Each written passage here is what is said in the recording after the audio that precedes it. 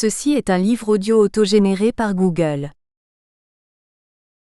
Série 3, Didactique et construction de savoir. Collection idées.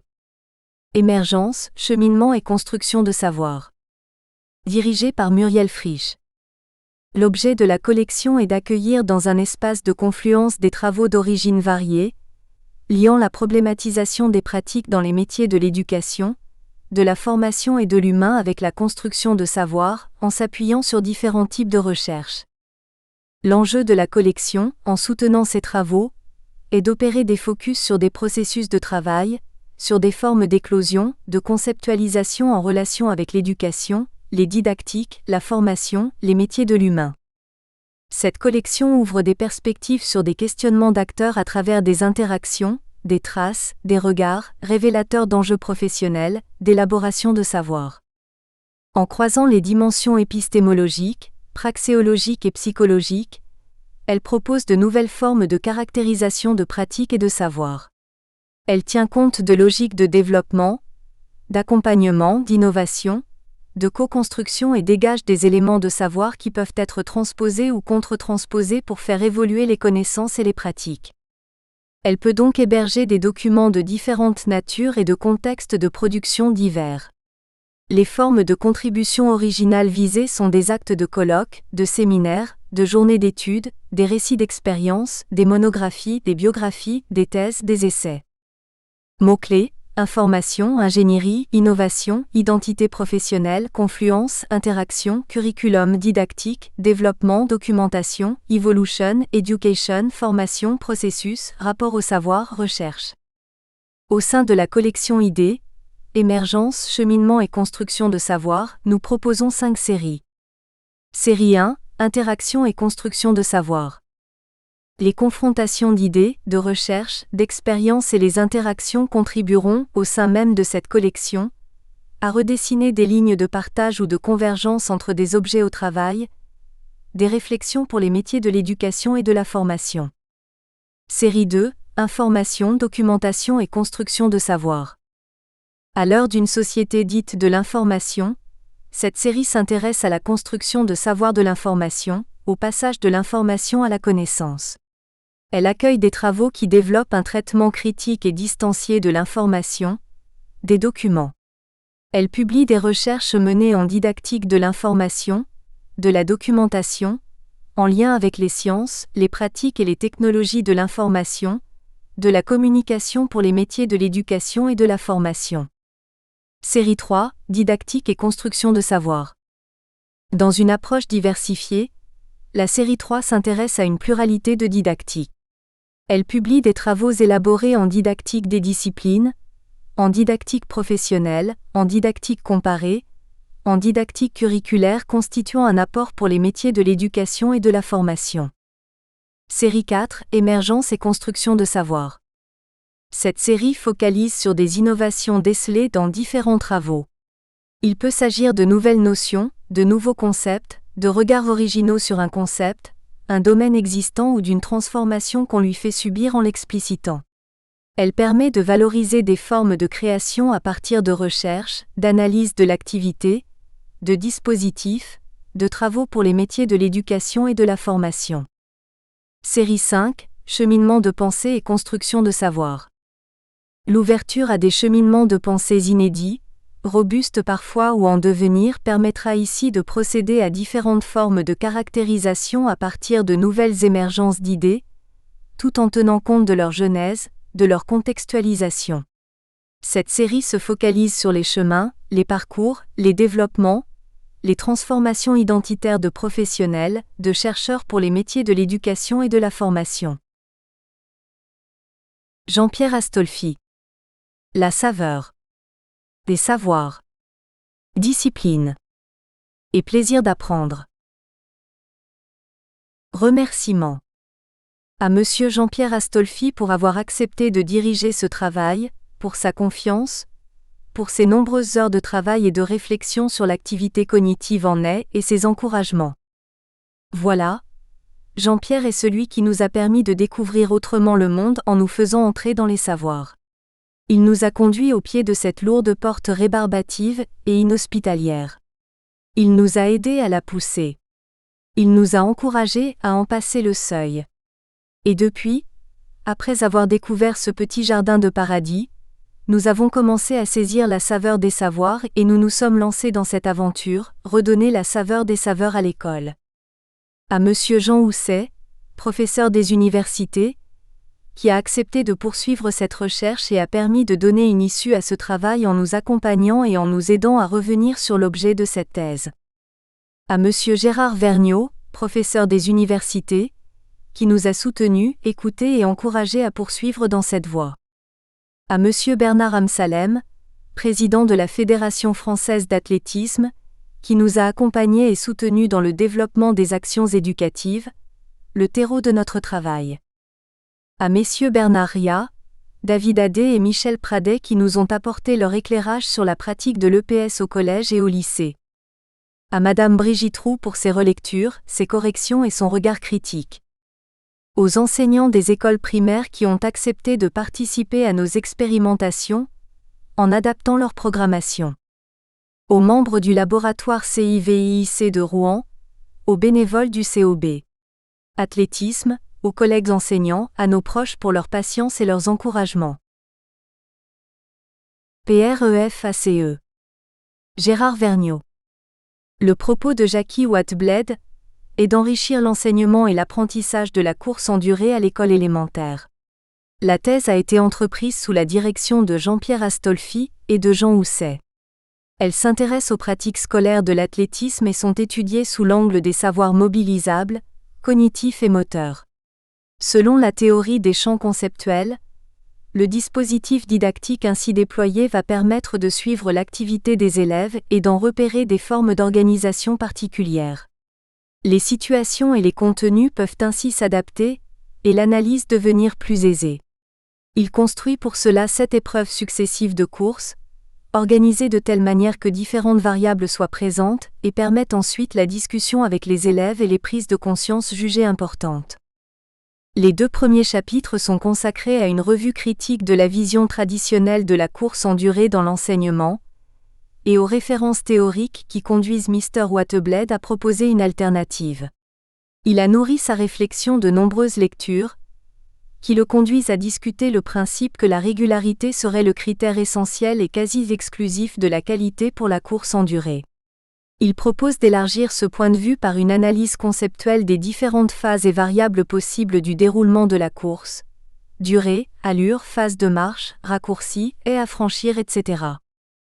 Selon lui, il faudrait aussi s'affranchir des métaconceptions dominantes des enseignants en matière d'éducation physique. La prétendue spontanéité de l'activité sportive, sa valeur citoyenne, le poids excessif accordé à la culture personnelle de l'enseignant. Il souhaite donc que soit davantage pris en compte l'activité effective des élèves et les obstacles qu'ils rencontrent. L'activité de course implique à la fois des ressources cognitives, biomécaniques, physiologiques, affectives, des champs de problèmes qui peuvent se poser pour chacun de ces registres. Un lexique spécifique correspondant à ces savoirs. Quelle appropriation les élèves en font-ils ? C'est donc un souci affirmé de conceptualisation qui anime Mr. Whiteblaid, souci dans lequel il veut entraîner les élèves, en s'appuyant sur leur activité en situation, et en les poussant à l'analyser. La logique de l'apprendre ne se réduit pas à la logique du faire. La durée de la course est fixée à 15 minutes et 36 secondes lorsque la course est sans interruption, 2 fois 6 minutes si elle est divisée en 2 périodes. L'espace à parcourir est divisé selon plusieurs modes, course, marche, saut de haie. Les distances correspondant aux différentes phases sont différentes et dans les dernières courses, la boucle parcourue par les élèves peut être plus ou moins longue, au choix des équipes d'élèves. C'est donc à une grande variété de cas de figure que sont confrontés les élèves. Que doivent-ils faire ? En premier lieu, noter leurs performances pour les différentes parties de leur parcours, grâce à des tickets déposés par eux en différents endroits. Comparer ces performances et leur évolution, soit au cours d'une même épreuve, soit dans la suite des épreuves. En second lieu, commenter ces résultats avec leurs propres mots, en débattre oralement, et écrire même un petit texte pour rendre compte de cette analyse.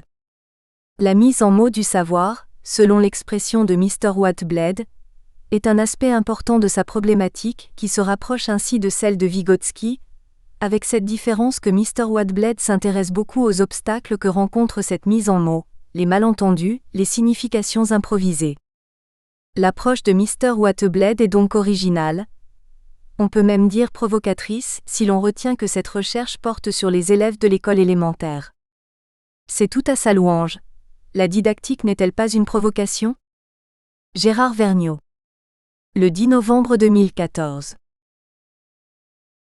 Introduction. À l'école primaire, certaines pratiques, comme l'athlétisme et plus encore la course en durée, sont considérées comme relevant non seulement d'une pratique traditionnelle, mais aussi d'un apprentissage traditionnel. Ces activités physiques et sportives se reconnaissent le plus souvent à travers des objectifs généraux d'éducation à la santé, à la citoyenneté, à l'effort et moins à leurs aspects instructifs.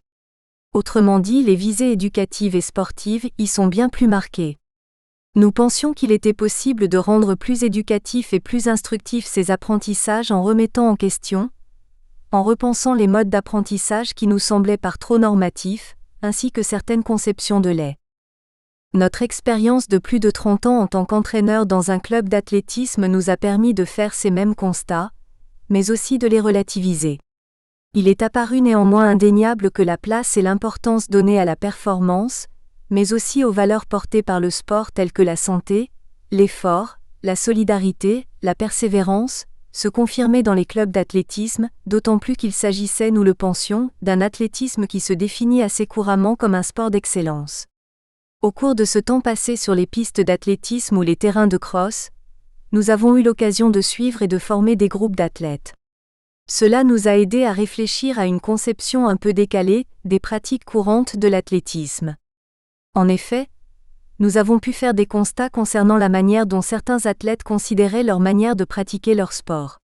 Il s'agissait notamment de l'un de ces groupes qui ne se contentait pas seulement de courir, de suivre les séances, mais appréciait également de passer du temps en dehors de ce cadre, à questionner les contenus, les ressentis, à éprouver le besoin de s'ouvrir sur le savoir, à discuter les séances.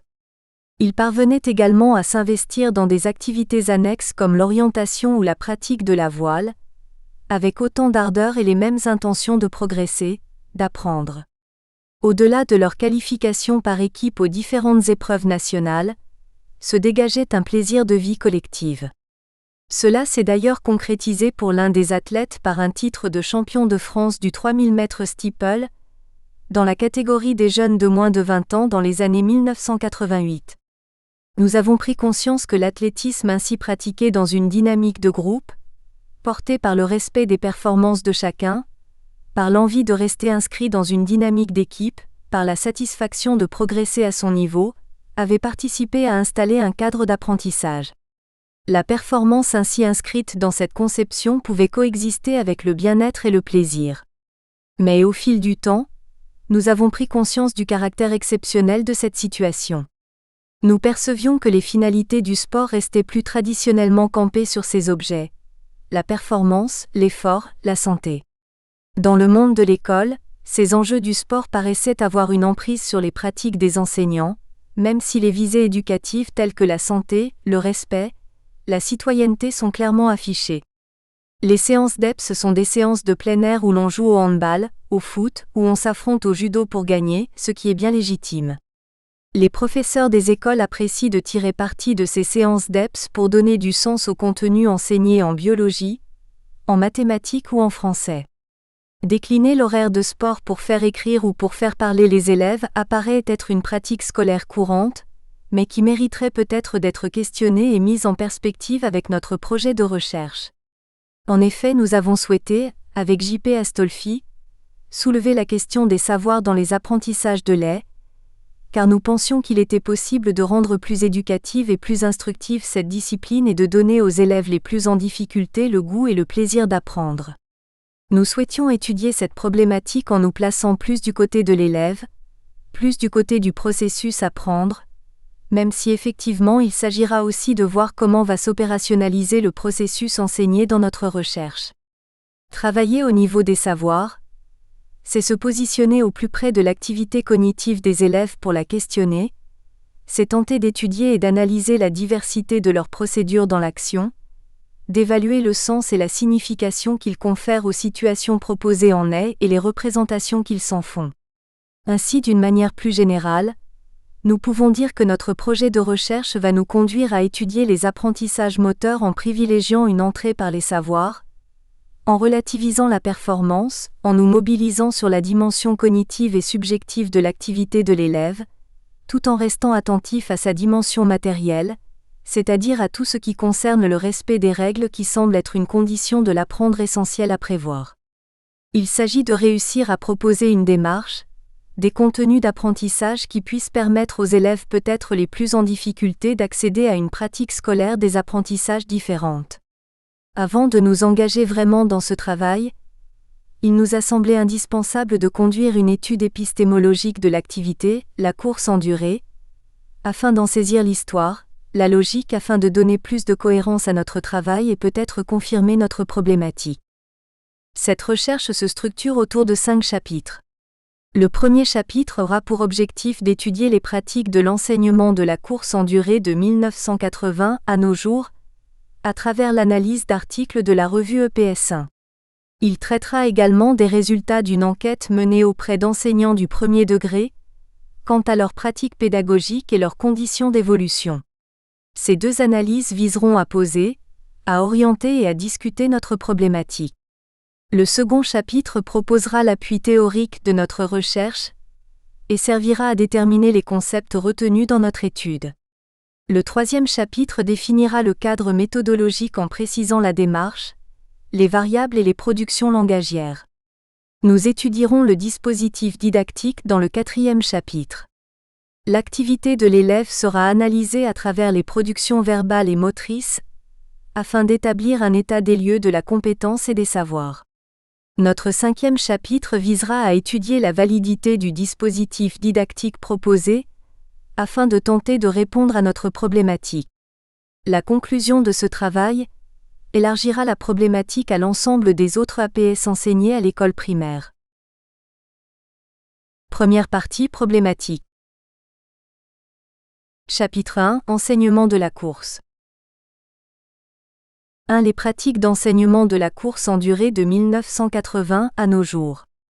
L'étude de l'évolution de l'enseignement de la course en durée de 1980 à nos jours a été réalisée à partir d'articles de la revue EPS1, revue dédiée aux enseignants de l'école primaire. Nous savions en effet que le savoir courir avait bien évolué au cours du temps, mais nous souhaitions en préciser les conditions avant de poser la problématique de notre recherche. 1.1 Avant 1985, courir longtemps, doucement, régulièrement. Dans les années 1980, les élèves apprennent à courir longtemps, doucement et régulièrement, mais l'enseignement suscite bien des précautions.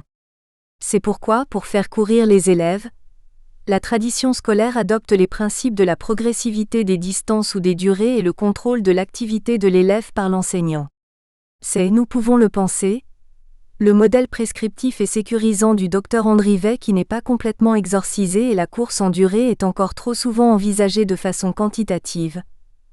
Augmentation progressive de la durée de course et limitative, intensité faible et normalisée par la fréquence cardiaque 120 à 140 pulsations par minute. Le mythe de la fabrication d'un cœur d'athlète et celui de la surprotection de l'élève hantent toujours les stades.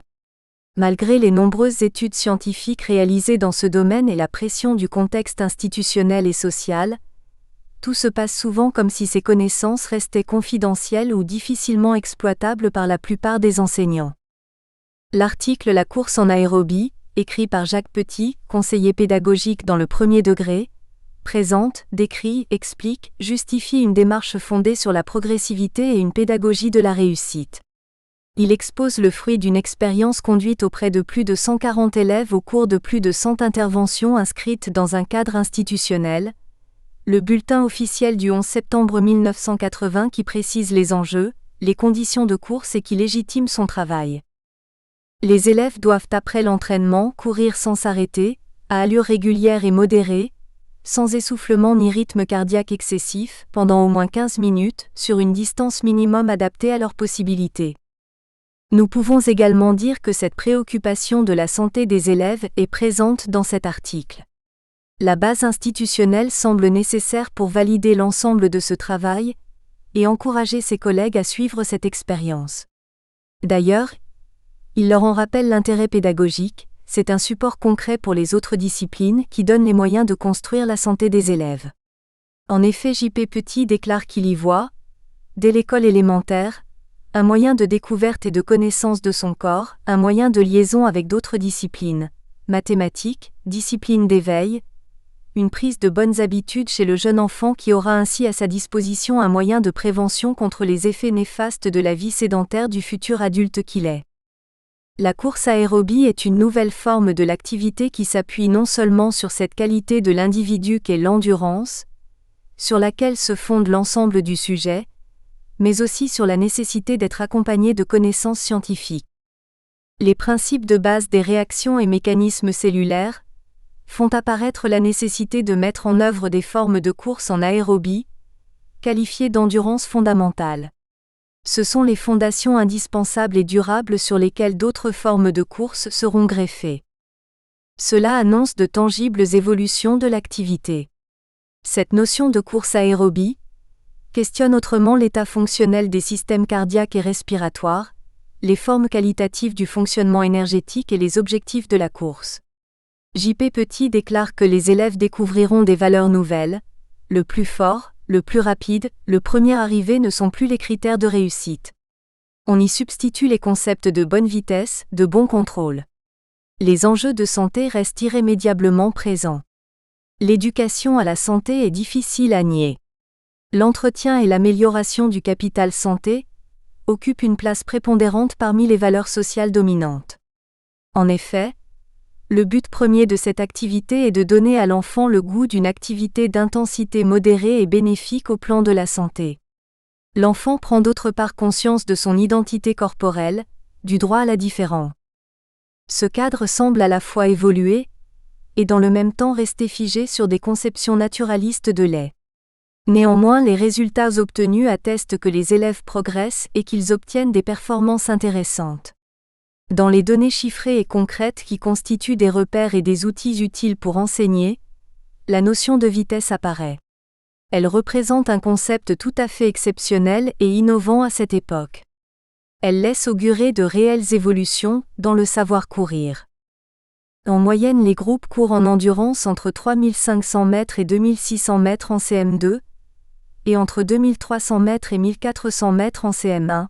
Cela correspond à des vitesses situées entre 14 km/h et 10,4 km/h en CM2 et entre 9,2 km/h et 5,6 km/h pour les CM1. Pour réussir, il faut faire courir de plus en plus longtemps les élèves, de façon progressive et méthodique. Revue EPS 1, 1984, numéro 16, page 10. Revue EPS 1, 1984, numéro 16, page 10.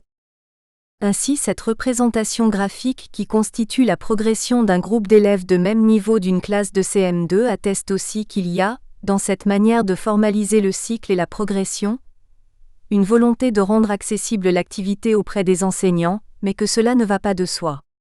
Il faut reconnaître le caractère complexe de cette méthode pour un enseignant non expert qui souhaiterait la suivre. Cette modélisation nécessite donc une explicitation. Il faut comprendre que le cycle complet d'apprentissage se compose de 16 séances et 4 tests. Le premier cycle commence à la première séance et se termine à la 4e. Le deuxième cycle commence à la 5e séance et se termine à la 8e. Le troisième cycle commence à la 9e séance et se termine à la 12e. Le quatrième cycle commence à la 13e séance et se termine à la 16e. Les 4 tests se répartissent sur les 16 séances et sont prévus lors de la 4e séance, 8e séance, 12e séance, 16e séance. Par ailleurs, pour chaque cycle, le nombre de séquences évolue, mais il respecte la même logique pour chacun des 4 cycles selon la séance. La première séance est fractionnée en 4 séquences. La deuxième séance est fractionnée en 3 séquences. La troisième séance est fractionnée en 2 séquences. La quatrième séance est fractionnée en 1 séquence. Enfin, pour affiner cette compréhension, examinons le graphique, choisissons le deuxième cycle et commentons-le. La première séance du deuxième cycle commence à la séance 5. Il faut parcourir 2000 mètres en 4 séquences, c'est-à-dire 4 par 500 mètres. La deuxième séance du deuxième cycle commence à la séance 6. Il faut parcourir 2310 mètres en 3 séquences, c'est-à-dire 3 par 770 mètres.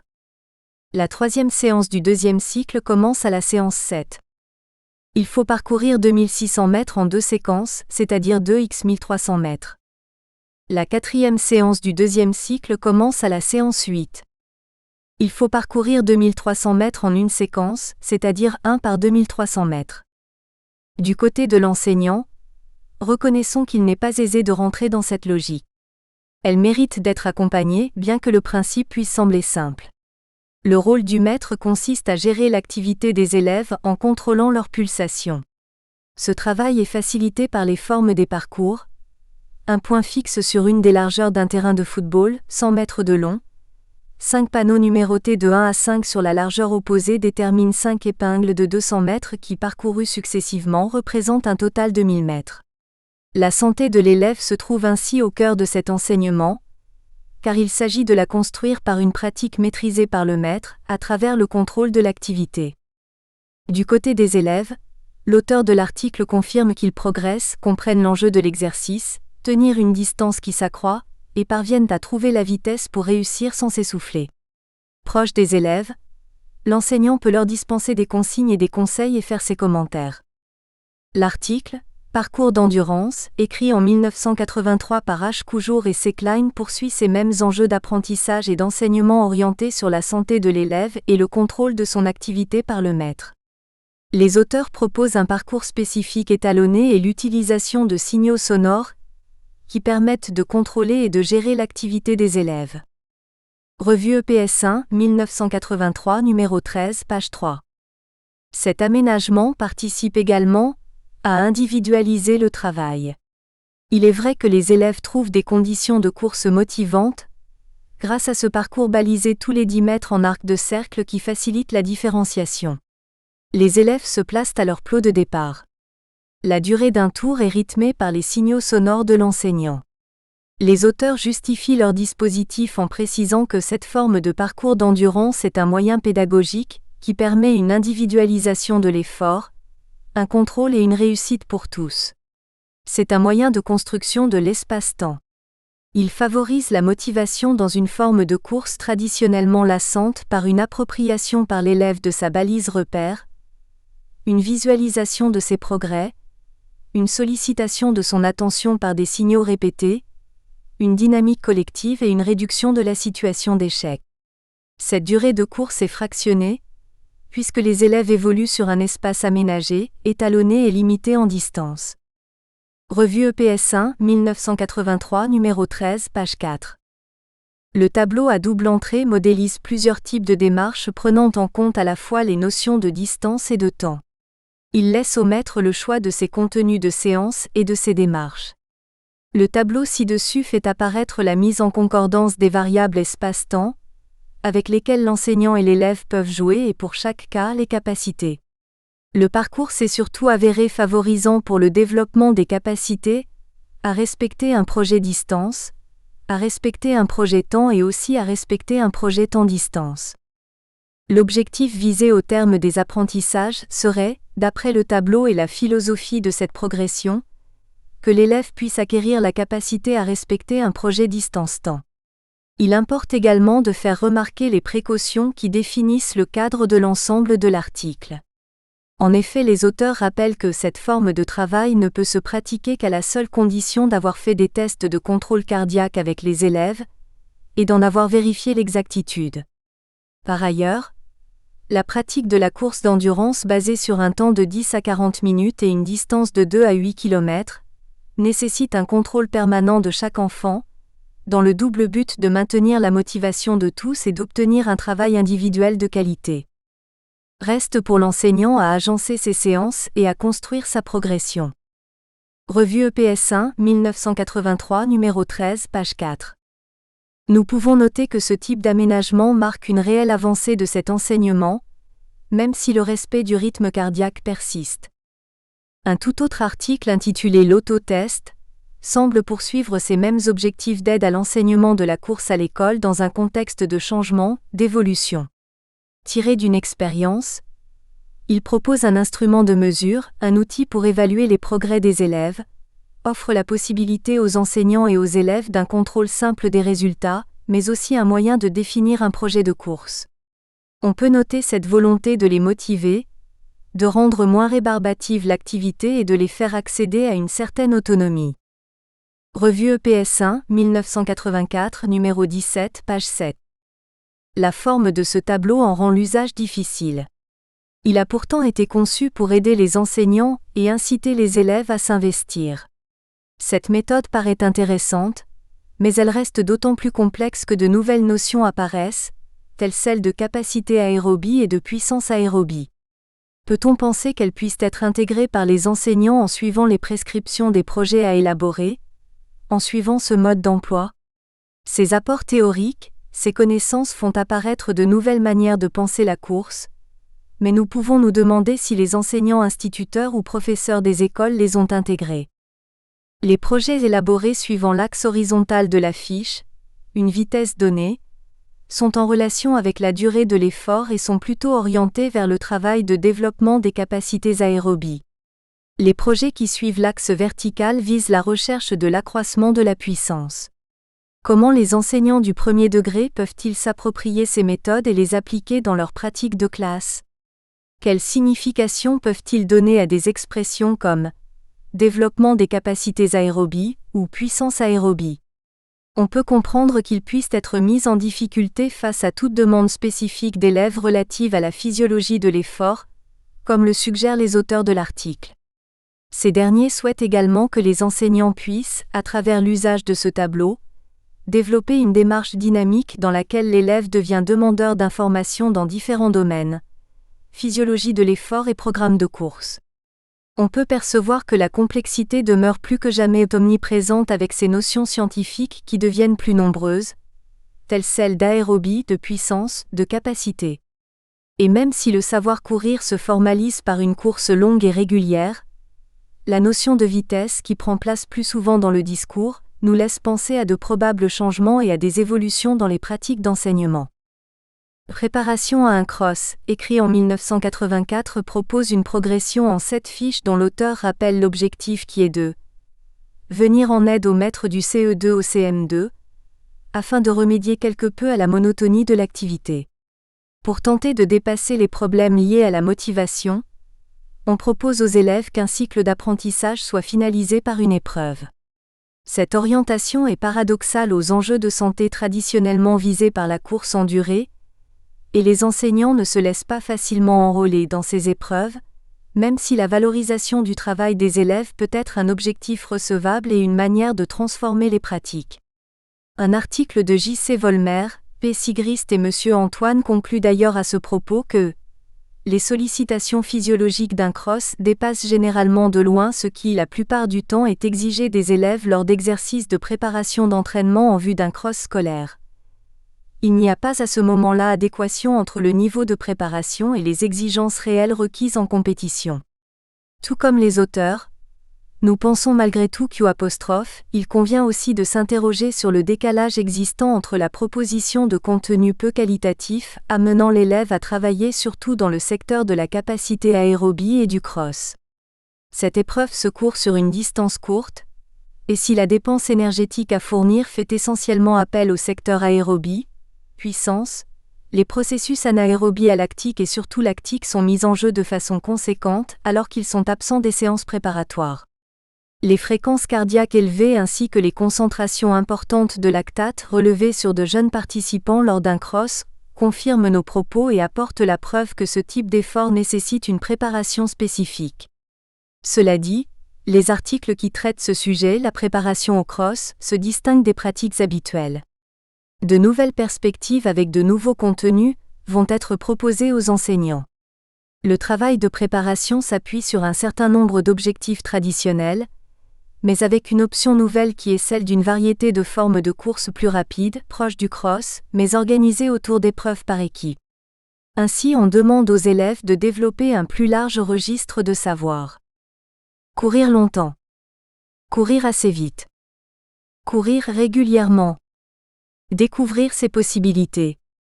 Progresser par rapport à soi. Développer l'esprit d'équipe. Toutefois, l'idée de la régularité reste toujours une condition de la course. C'est le principe qui régit la fiche des ' entraînement cross, ci-dessous. Le maître, quant à lui, gère et contrôle toujours l'activité des élèves. C'est lui qui annonce les temps de passage et renseigne la fiche des ' entraînement cross. Revue EPS 1, 1984, numéro 20, page 19. Ces types de séances apportent de nouvelles dimensions à la course. Notons par exemple ces recommandations que les enseignants devront rappeler aux élèves au départ d'une épreuve. La course est assez longue, il importe de ne pas partir trop vite, car il ne s'agit pas d'être épuisé à l'arrivée. Nous touchons peut-être là l'une des principales problématiques scolaires de la course. Ce rapport de la distance et de l'intensité qu'il importerait de construire à l'école. Nous savons combien ce rapport est difficile à concevoir pour les élèves. Ces projets de cross ou de rencontre sont de véritables occasions pour enseigner la course autrement, et même si la motivation est assez couramment évoquée comme raison, il n'en demeure pas moins que son enseignement devient bien plus délicat. La compétence courir longtemps, qui est proposée dans le cadre d'une compétition, va ainsi prendre une toute autre valeur. Elle va changer. Les séances se déroulent sur un stade, dans un parc, sur un circuit de 300 mètres à 400 mètres. L'activité prend une dimension plus sportive qui apparaît à travers d'autres types d'épreuves décrites dans les articles de cette époque, même si les traditionnelles recommandations et conditions de la course d'endurance y sont rappelées. Revue EPS 1, 1984, numéro 20, page 20-21. Cependant, les épreuves de course sont toujours aussi présentes car elles finalisent les projets et donnent du sens aux apprentissages. La course enseignée est régulière, lente, sa durée progressivement plus longue, les vitesses sont caractérisées par l'endurance fondamentale, entre 30 et 36 pulsations en 15 secondes, l'activité des élèves est essentiellement contrôlée et maîtrisée par l'enseignant. C'est lui qui régule l'intensité de leurs efforts par la prise de leurs pulsations, c'est lui qui dispense des consignes et des conseils, et enfin c'est lui qui apporte ses commentaires. Les aménagements de circuits étalonnés, les outils, les graphiques aident à mettre en œuvre une pédagogie de la réussite et favorisent la construction de la santé des élèves ainsi que le réinvestissement des connaissances, que ce soit en mathématiques ou encore en sciences. L'entretien et l'amélioration du capital santé occupent à cette époque une place prépondérante parmi les valeurs sociales dominantes. Toutefois, le savoir courir reste défini par savoir courir longtemps et doucement, même si déjà il y a un besoin de rendre plus motivante la course et cette intention de faire participer les élèves en fin de cycle à un cross. Mettons maintenant en évidence la rupture qui va s'opérer dans la manière de définir le savoir courir, avec les résultats des travaux de la physiologie. 1.2 Entre 1985 et 1991. Courir régulièrement à 60% de sa VMA. Cette rupture annoncée dans la manière d'enseigner la course en durée à l'école s'est confirmée au cours de cette période. Il a été possible d'oser s'attaquer aux principes fondateurs de la pédagogie de la course en durée, de bousculer les conceptions naturalistes dominantes de faire courir autrement les élèves, de les rapprocher peut-être d'une éducation physique plus sportive. Rappelons que ces changements sont la conséquence des travaux de la physiologie, et qu'ils vont apporter des solutions aux besoins de rendre plus motivante l'activité. Dans un article paru en 1985, Entraînement à la course chez le jeune enfant, R. Shannon, professeur d'EPS et conseiller technique départemental d'athlétisme, s'appuyant sur ses travaux théoriques, explique et propose des solutions simples, fiables et facilement utilisables pour réaliser correctement l'entraînement des jeunes, dénonçant ainsi l'enseignement de la course autrefois basé sur des principes qu'il jugeait désuets. Il explique que nous faisions le mauvais choix de les faire courir doucement et lentement, en développant l'idée que les adultes et les enfants ne s'adaptent pas de la même façon à l'effort en course. Aujourd'hui, il déclare qu'il convient de définir les caractéristiques propres aux enfants par rapport aux différents types d'efforts, et de préciser les systèmes physiologiques et les exercices qui s'y rapportent. Il devient possible de redéfinir des notions nouvelles relatives aux systèmes alactique, lactique et aérobie, de tirer des conclusions pratiques pour les jeunes enfants. On ne doit pas s'inquiéter si les pulsations montent à 180-190e pulse, min chez les plus jeunes, à condition qu'ils courent avec facilité. Il est donc admis dans les pratiques scolaires comme dans les pratiques d'entraînement que si la fréquence cardiaque est inférieure à 140 pulsations min, l'élève perd son temps.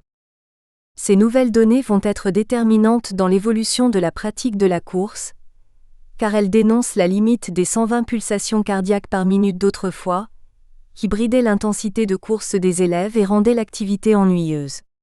Elles autorisent les enseignants à faire courir autrement, en proposant de nouvelles formes de course. C'est ce que précise R. Shannon quand il écrit « On peut introduire des formes variées d'exercices dans l'entraînement d'endurance.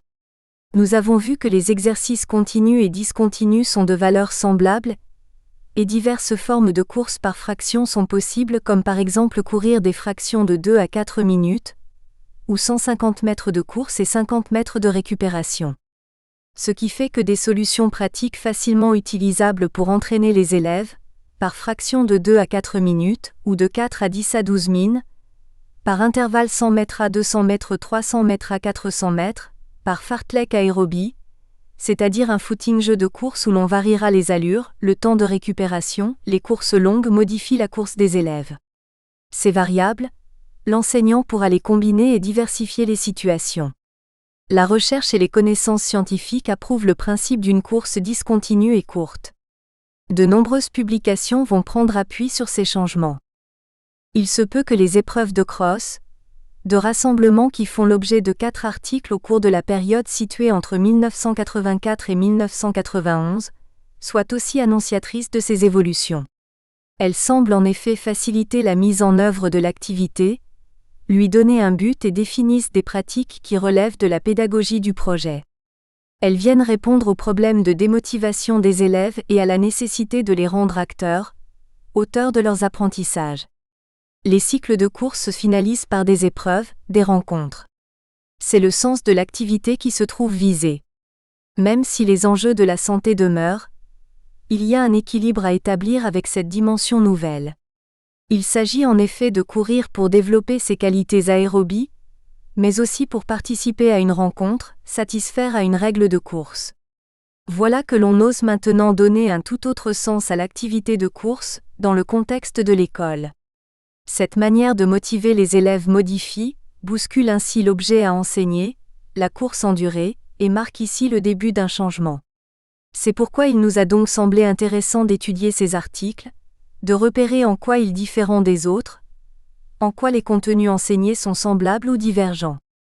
Pour préparer un marathon 1989, ou encore le Tour des Alpes de Haute-Provence des écoliers, décrivent 2 types de rencontres qui ont servi de support à la course en durée. Ils ont finalisé un cycle d'apprentissage et contribué à motiver les élèves dans une démarche de mise en valeur de la course. À l'arrivée du Tour des Alpes de Haute-Provence des écoliers, l'inspecteur d'académie rappelle « Vous avez fait courir les enfants souvent et longtemps, vous avez contrôlé le pouls, le souffle des enfants, vous avez constitué des équipes. Cela témoigne une nouvelle fois qu'il y a ce besoin, cette nécessité de préciser les conditions, les précautions qui accompagnent l'activité de course. Il est vrai que nous pouvons aisément comprendre, reconnaître, comme le souligne Beria, que l'enseignant à cette époque ne dispose d'aucun point de repère pour imposer des intensités de course sollicitant les systèmes aérobie et anaérobie. C'est le développement organique qui est visé, et l'état fonctionnel des systèmes cardiaques et respiratoires qui importe. C'est une conception mécanique de la respiration qui prévaut, où l'on s'étouffe par soif d'air. En 1989, l'article de J.C. Thibault, conseiller pédagogique de circonscription, La course longue en 8 étapes, propose des solutions, tirées de son expérience pour porter remède et stimuler l'intérêt des enfants. Avant de proposer des situations plus sportives, il lui semble nécessaire de rappeler les enjeux de santé de la course en durée. L'endurance à l'école élémentaire ne doit pas sa présence au hasard. Elle est nécessaire, car elle est la seule activité qui permette une véritable éducation physiologique des enfants. Elle constitue, par ailleurs, un excellent moyen de lutter contre la sédentarité. L'endurance est à proposer durant toute la scolarité, sur un rythme de 2 à 3 séances par semaine. L'activité de course se complexifie, et fait appel à de nouvelles façons de faire. Il s'agit d'apprendre aux élèves à s'économiser, à apprécier, à adapter, à se connaître et à récupérer. Il est possible de leur demander de courir plus vite, de suivre les indications sonores du maître pour suivre un rythme de course. Revue EPS 1, 1989, numéro 43, page 24-25e. Courir à l'école primaire, 1990, est un nouvel article qui confirme ces évolutions. Il présente les résultats d'une équipe de conseillers pédagogiques centrée sur la course de longue durée et le développement des qualités aérobies. Il s'agit là de mettre en œuvre un projet d'action innovante, d'assurer le suivi des apprentissages des élèves du CP à la 3e et d'uniformiser les pratiques des enseignants. Cela consiste à apporter de la cohérence dans les démarches, les contenus et les évaluations des enseignants de l'école élémentaire et du collège. Le concept de santé se précise à cette époque, mais demeure toujours une préoccupation majeure de la pratique. Et même ce concept évolue et prend une toute nouvelle dimension, il semble ne plus être un frein. Les auteurs visent à travers une pédagogie différenciée, la santé positive, c'est-à-dire la construction de la personne dans son ensemble en respectant les principes et les règles qui permettent aux fonctions de se développer dans le plaisir et non dans la douleur. Éducation à la santé, Méran et Delem, INRP. Permettre à l'enfant d'accéder à une autonomie grandissante, la compréhension des causes et des effets de son action devant l'inciter à prendre des habitudes d'entraînement et de plaisir. Favoriser le développement des qualités aérobies de chacun. Il précise même que le rythme cardiaque n'est plus la référence première pour préciser un effort physiologique, qui se définit désormais à partir des caractéristiques des sources d'énergie nécessaires à la contraction musculaire engendrée par cet effort. Ainsi, pour assurer le développement organique et foncier de l'enfant, il est précisé qu'il y a deux types d'efforts à privilégier, le travail à dominante aérobie et le travail à dominante anaérobie, qui produisent l'un et l'autre peu ou pas de déchets tels que l'acide lactique. Il est également précisé qu'il faut, dans un premier temps, connaître la puissance maximale aérobie, PMA, de chacun et dans un second temps, grâce à l'entraînement, qu'il faut augmenter cette puissance et surtout amener chacun à solliciter le plus haut pourcentage possible de sa PMA suivant le type d'effort demandé. Les connaissances physiologiques ayant quitté les laboratoires, il est possible de déterminer une vitesse en faisant passer le test Luc Léger. Cette vitesse va aider à caractériser les courses fractionnées. Elle constitue un nouveau point de repère et se substitue à la fréquence cardiaque.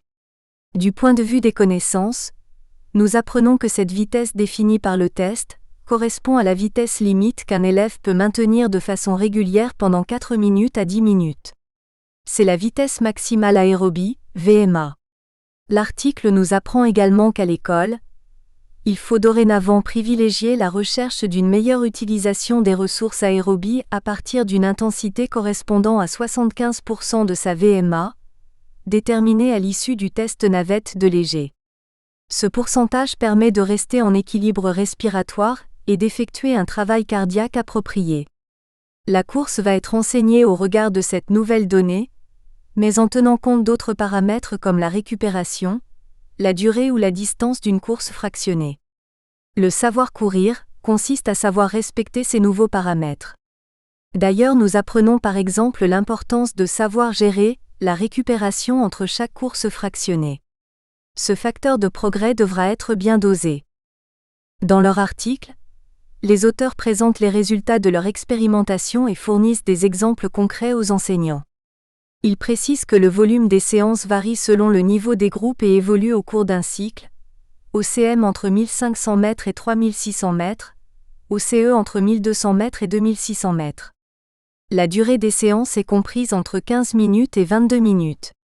Il faut prévoir 2 séances hebdomadaires pour un entretien des capacités aérobies et 3 séances pour réellement progresser.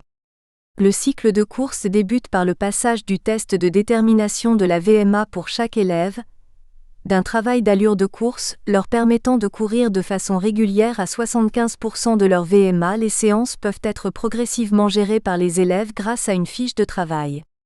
Avec un travail de l'allure efficace et bien organisé, les erreurs des élèves sont très faibles même et surtout sur des distances longues.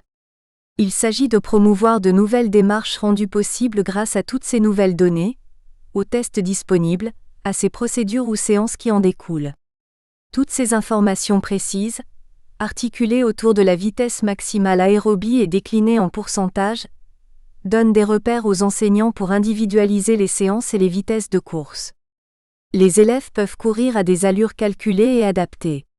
Les auteurs remarquent l'adhésion des maîtres à ce type d'organisation qui propose des repères précis, intégrés à un programme de travail, ainsi que l'adhésion de l'élève qui manipule le chronomètre, gère la séance, mesure ses progrès et se sent reconnu dans ce travail. Ils mettent en évidence qu'à l'issue des séances, l'endurance des enfants a progressé de 10% à 30%, tout comme la VMA. Au final, plus de 4000 élèves ont réussi les tests USEP en fin de cycle. Ces tests consistaient à courir sans arrêt, des distances correspondant à la classe d'appartenance. 10 minutes au CE1, 13 minutes au CE2, 17 minutes au CM1 et 20 minutes au CM2. Un niveau était décerné selon la distance parcourue, et une participation à des courses correspondant à chaque niveau a finalisé l'ensemble de ce travail. Les auteurs présentent le plan de travail qui a été suivi par les élèves au cours de leur séance. Résultats des tests USEP de fin de cycle. Revue EPS 1, 1990, numéro 48, page 12. Revue EPS 1, 1990, numéro 48, page 12. Cet article illustre la rupture entre le savoir courir longtemps et doucement, et un nouveau savoir courir à une vitesse définie selon la VMA. Il met en évidence de nouvelles démarches. L'article de J. Cazot, Des enfants endurants dès l'école, 1990, reprend ces mêmes principes articulés autour de la VMA et la mise en cohérence de variables caractérisant la course des élèves. J. Cazot passe ces paramètres en revue et les situe au cœur de la situation d'apprentissage. Il présente par conséquent un projet qui a pour objectif de proposer un document, Un quart d'heure pour mon cœur, afin de promouvoir la course en durée selon un cadre qui reprend les nouvelles données de cet enseignement. Il rappelle l'enjeu de ce travail en soulignant que l'enfant et sa santé doivent constituer une préoccupation majeure, alors l'avenir cardiovasculaire des enfants mérite bien qu'on s'en occupe. Et à l'école, c'est raisonnablement possible. C'est pourquoi il encourage à ce que cette activité qui consiste à courir longtemps figure dans tous les projets d'EPS des petites classes. Une suite est donnée à cet article, Des enfants endurants dès l'école, écrite par l'équipe départementale Aide-et-Land en 1991 et qui interroge le comment faire courir les enfants. Cette équipe redéfinit l'endurance et fait une proposition concrète à partir de 2 manières de procéder inspirées du document « Un quart d'heure pour mon cœur, une histoire d'endurance ».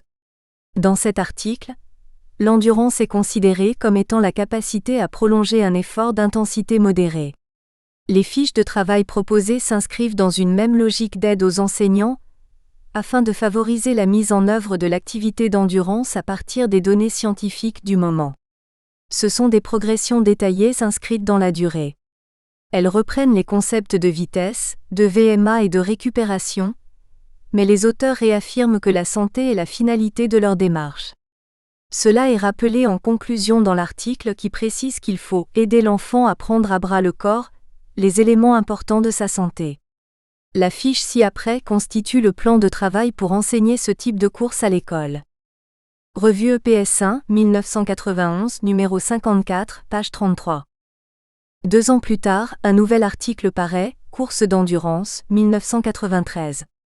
Il propose à nouveau un tableau de travail dont l'objectif consiste à ce que l'élève réalise des tâches propres à le responsabiliser en l'impliquant dans un processus d'apprentissage qui lui donne la possibilité de prendre en compte ses capacités et son rythme propre.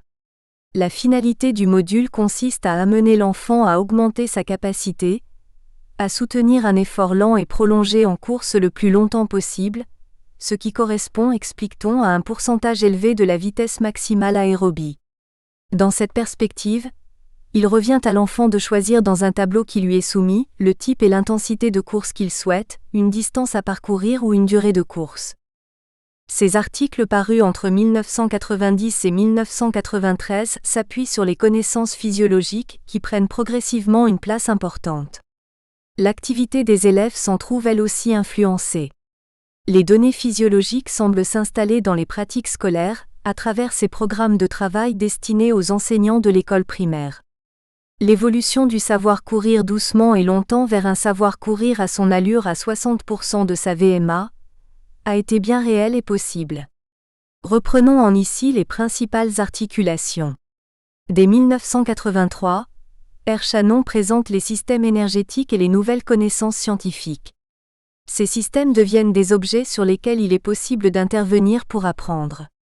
Nous admettrons ainsi que les exercices d'endurance continue et discontinue sont de valeur semblable. Les aspects émotionnels et sensoriels de la pratique apparaissent dans les objectifs d'apprentissage. Apprécier, gérer, énoncer. Les élèves apprennent à courir régulièrement sur des distances de plus en plus longues et à récupérer en marchant sur des durées différentes. Après avoir pris connaissance de leur VMA définie au cours d'un test de Luc Léger, les élèves doivent courir à des pourcentages de cette VMA et doivent être capables à la fois de repartir après le temps de récupération imposé et de répéter ce travail. Ces exercices recensés dans des tableaux font l'objet de cycles d'apprentissage et s'apparentent à des plans d'entraînement. Ces vitesses individualisées, ces temps de récupération conduisent les élèves à apprendre. En effet, ils dépassent les aspects énergétiques du comportement moteur définis par les enseignants.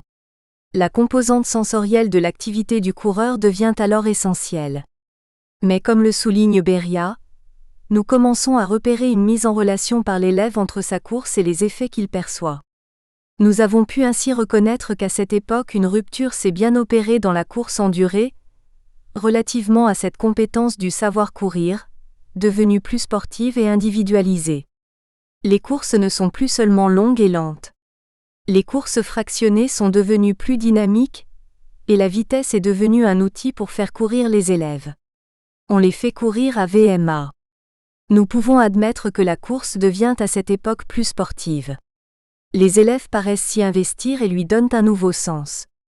Cette révolution dans l'enseignement de la course d'endurance va se poursuivre, peut-être différemment, cette fois sous l'impulsion de la pédagogie des compétences qui fait son apparition dans le monde de l'enseignement. 1.3 Après 1992, courir régulièrement et gérer son allure. En 1993, le titre de l'article écrit par R. Porcher, Compétences en endurance, est annonciateur de ce troisième changement dans la manière de définir le savoir courir. Nous savons qu'à cette époque le concept de compétence avait été introduit dans le monde de l'école. Ce titre le confirme. L'objet de l'article est d'étudier les compétences à travers l'évaluation. Comment évaluer des compétences en est? Évaluer les compétences, c'est déterminer les passages obligés de l'apprentissage, objectifs repères à partir desquels elles seront définies. Avec la notion de compétence, les apprentissages de la course en durée semblent se préciser, il s'agit toutefois d'en approfondir le sens. L'auteur rappelle préalablement l'objet de l'activité qui consiste non pas à courir longtemps en maintenant l'équilibre des échanges par un effort qui n'entraîne pas de dette d'oxygène, sollicitation du système aérobie, pendant une longue durée ou pour parcourir une longue distance, mais à résoudre le problème fondamental avec cette nécessité de gérer son effort, car la conduite de maîtrise est contradictoire avec le désir qu'a le débutant d'aller vite. Il rappelle également son enjeu éducatif, car l'activité a sa place dans le projet pédagogique de l'école, c'est un moyen de conforter et de développer la santé, d'éveiller aux connaissances biologiques, d'initier à une pratique de santé. C'est ainsi qu'il déduit que la compétence que nous pourrons lui associer s'intéressera aux ressources cognitives, motrices et affectives des élèves. Cela peut ainsi être précisé par différentes entrées du savoir courir, qui consiste à courir et construire des compétences cognitives pour savoir utiliser des repères objectifs de l'organisme à l'effort en intégrant l'information chronométrique, analyser une course, construire une stratégie de course. Courir et construire des compétences motrices pour savoir courir avec économie. Courir et construire des compétences affectives et relationnelles pour savoir assumer des rôles de coureur, assumer son niveau d'efficacité motrice en mobilisant ses ressources organiques et énergétiques. Il est ainsi proposé divers brevets qui caractérisent des compétences et des niveaux de pratique du savoir courir. Le savoir courir se trouve défini différemment à partir d'une compétence qui s'articule selon divers pôles ou ressources. Revue EPS 1, 1993, numéro 64, page 13. Ce sont des niveaux de pratique explicites définis par des critères qui sous-tendent les ressources mobilisées et valident l'acquisition de la compétence. Niveau d'apprentissage débutant. Brevet du coureur infatigable. Je cours lentement pour courir longtemps sans m'essouffler. Omicron, je cours en inspirant par le nez et en soufflant par la bouche. Omicron à l'arrivée, je ne suis pas essoufflé, je peux parler facilement. Omicron, j'ai été coureur, observateur. Brevet du coureur de fond. Je cours une grande distance, à l'aise avec un contrôle positif. Omicron, je cours en inspirant par le nez et en soufflant par la bouche. Omicron, je connais ma fréquence cardiaque, prise au repos en classe. Omicron à l'arrivée, ma fréquence cardiaque est supérieure à 40 pulsations sur 15 secondes. Omicron, j'ai été coureur, observateur. Niveau d'apprentissage débrouillé. Brevet du coureur régulier. Je cours régulièrement sur la distance indiquée et sur un temps que j'annonce à l'avance. Omicron, je commence la séance par 5 minutes de course en inspirant par le nez et en soufflant par le nez. Omicron, j'apprends à contrôler ma fréquence cardiaque. Omicron, je sais refaire le même temps sur un tour. Je cours sur 100 mètres à la même allure. Omicron, je sais chronométrer le temps de passage à chaque tour. Nous espérons que vous avez apprécié cet aperçu. Pour continuer à écouter ce livre audio sur Google Play Livres, utilisez le lien dans la description de la vidéo.